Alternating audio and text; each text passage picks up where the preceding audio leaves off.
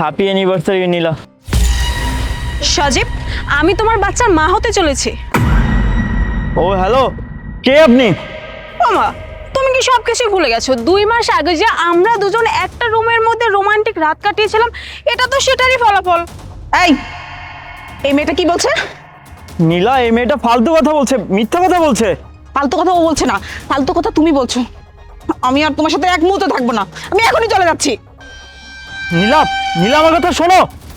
Idiot নীলা।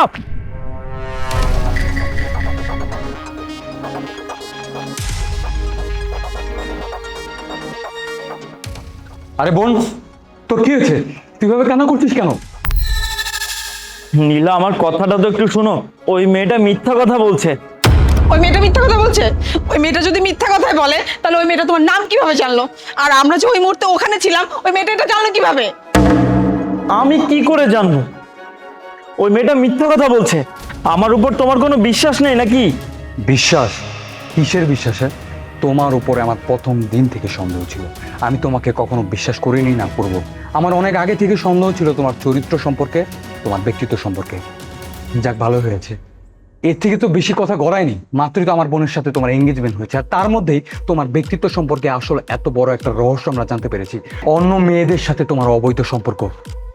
ভালো হয়েছে আমার বোনের সাথে জাস্ট তোমার এঙ্গেজমেন্ট হয়েছে। যদি বিয়ে হয়ে যেত, আরে তুমি তো আমার বোনের লাইফটা হেল্প করে দিতে। আমাদের মাঝখানে তোমার কথা বলার কোনো দরকার নেই। এটা আমাদের দুজনের personal matter. You just shut up. তুমি আর একটা কথা বলবে না। Personal matter? এটা মোটেও পার্সোনাল ম্যাটার না। যেই ছেলের অন্য মেয়েদের সাথে অবৈধ সম্পর্ক থাকে, যে ছেলে অন্য মেয়ের সন্তানের বাপ হতে চলেছে, আর যাই হোক, এটা পার্সোনাল ম্যাটার না। এটা তোমাদের পার্সোনাল ম্যাটার হতেই পারে না। এটার মধ্যে আমার অবশ্যই ইন্টারাপশন করতে হবে, কারণ আমার বোনকে তো আমি যার তার হাতে তুলে দিতে পারবো না। তোমার আজকে একটা অবৈধ সম্পর্ক বের হয়েছে, তুমি সামনে যে আমার বোনের লাইফটা আরো বেশি হেল্প করবে। তোমার মতো মানুষের কাছে আমার বোনকে আমি তুলে দিতে পারবো না, নেভার। নীলা, তুমি তো অ্যাটলিস্ট আমার কথা বোঝার চেষ্টা করো। দেখো, আমি সত্যি কথা বলছি। ওই মেয়েকে আমি চিনি পর্যন্ত না। তোমার কোনো কথা শোনার আমার ইচ্ছা নেই, তুমি এখন যাও আমার সামনে থেকে। নীলা প্লিজ। বললাম না আমি তোমার কোনো কথা শুনবো না, তুমি যাও এখন। তুমি কি একবার কথা বুঝো না? আমার বোন তোমাকে বের হয়ে যাওয়ার জন্য বলেছে, তুমি বের হচ্ছ না কেন? You just get out.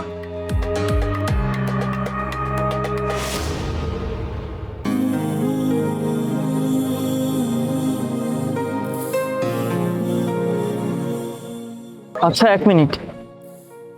আমি তো নীলার ভাইকে কিছু বলিনি যে মার্কেটে কি হয়েছিল। তাহলে নীলার ভাই কি করে জানলো যে মার্কেটে একটা মেয়ে এসেছে আর এটা প্রেগনেন্ট ছিল? ও আচ্ছা, তার মানে এই কাহিনী।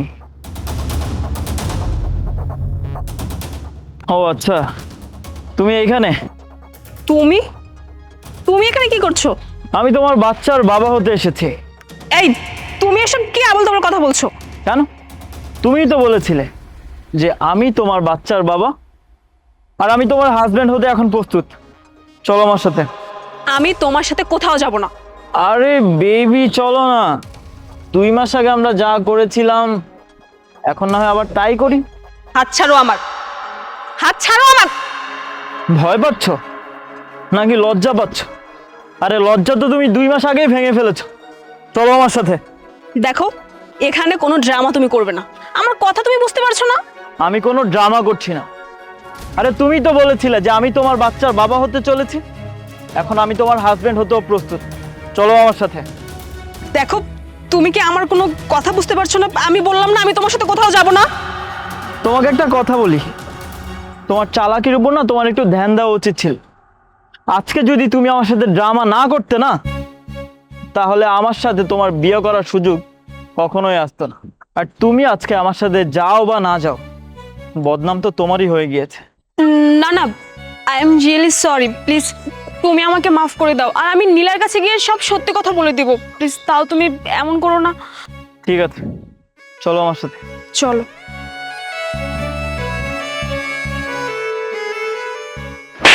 ভাইয়া, তুমি কিভাবে আপনার সংসার নষ্ট করতে পারো? আমি জানি সংসারটা আমি ইচ্ছাকৃতভাবে ভেঙেছি, কিন্তু এটার পিছনে অনেক বড় কারণ আছে। আর কারণটা হচ্ছে টাকা। সজীবের থেকে অনেক বড় লোক ছেলে আমি তোমার জন্য সিলেক্ট করতে চাচ্ছিলাম, আর সেটা আমি করেছি। এর জন্য তোমার আর সজীবের সম্পর্কটা আমি নিজের ইচ্ছায় ভেঙেছি। ভাইয়া ভেবে চিন্তে কথা বলো, 2 বছর ধরে তুমি কিন্তু ওর বাসাতেই আছো, আবার তুমি ওকে গরিব বলছো? ওফ, তুই একটু ব্যাপারটা বোঝার চেষ্টা কর। আমি যে ছেলে চুজ করব সেটা সজীবের থেকে অনেক বেশি বড় লোক, সেটার কারণে তোর আর আমার ফিউচারটা পুরো সিকিউর হয়ে যাবে। আমরা এর থেকে অনেক ভালোভাবে লাইফ লিড করতে পারবো। সত্যি করে বলো তো ভাইয়া, এই কাজগুলো তুমি কার জন্য করেছো? আমার জন্য নাকি নিজের ভালোর জন্য? তুমি কেমন ভাই বলো তো, নিজের স্বার্থের জন্য নিজের বোনকে ব্যবহার করেছো? শোনো, আমি তোমার সাথে আর কোনো কথা বলতে চাই না, আর আমি চাই না তুমি এই বাড়িতে থাকো। তুমি এই মুহূর্তে এই বাসা থেকে বেরো যাও, যাও বলছি।